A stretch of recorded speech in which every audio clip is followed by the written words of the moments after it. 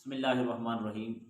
حضرت عائشہ صدیقہ رضی اللہ تعالیٰ عنہا سے پوچھا گیا کہ یہ زلزلے کیوں آتے ہیں، تو آپ نے 3 وجہ بیان فرمائی۔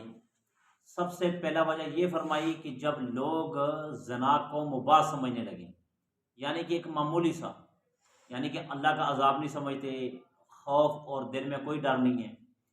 دوسرا یہ کہ جب شراب عام ہو جائے، شراب نوشی عام ہو جائے، اور تیسرا یہ ہے کہ ناچ گانا بے حیائی عام ہو جائے، تب اللہ تعالیٰ زمین کو حکم دیتے ہیں کہ اب ان لوگوں کو جھنجھوڑو۔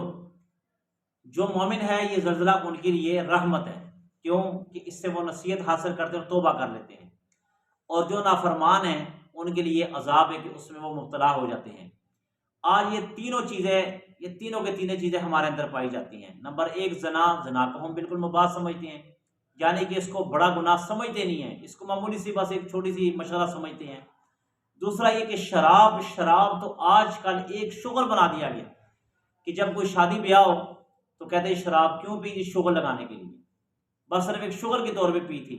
تو کیا بھئی جب یہ کوئی بندہ کہے کہ میں شغل کے طور پہ پیتا ہوں، تو کیا قرآن حدیث میں اس بارے میں کوئی دلیل ہے کہ شغل کے طور پہ آپ تھوڑا سا گناہ کر سکتے ہیں؟ تیسرا یہ کہ جب ناچ گانا عام ہو جائے، اور ناچ گانا آج سب سے زیادہ کیا کہ ٹک ٹاکوں پہ دیکھیں لڑکیاں اور لڑکے، انہوں نے بے حیائی کا ایک دروازہ کھول رکھا ہے کہ جو بھی لڑکی ٹک ٹاک بنا رہی ہے وہ بھی ناچ گانے پہ بنا رہی ہے، لڑکا ہے وہ ناچ گانے پہ بنا رہا ہے صرف اپنے آپ کو فیمس کرنے کے لیے۔ تو خدا را اس وقت ہمیں سب سے زیادہ توبہ کی ضرورت ہے۔ ہم سب کو چاہیے کہ اجتماعی توبہ کریں، اجتماعی، اور بالخصوص آج کے زلزلے سے ہمارے حکمرانوں کے لیے بھی ایک لمحہ فکریہ کہ وہ کیا کہ ان کے ہاتھ میں سارا کچھ ہے، مگر اس کے باوجود وہ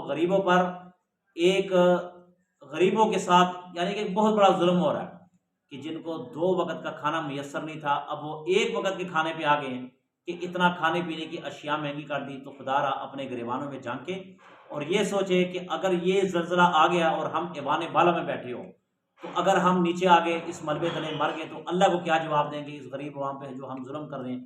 اللہ سے دعا ہے اللہ ہمیں سمجھنے کی توفیق عطا فرمائے۔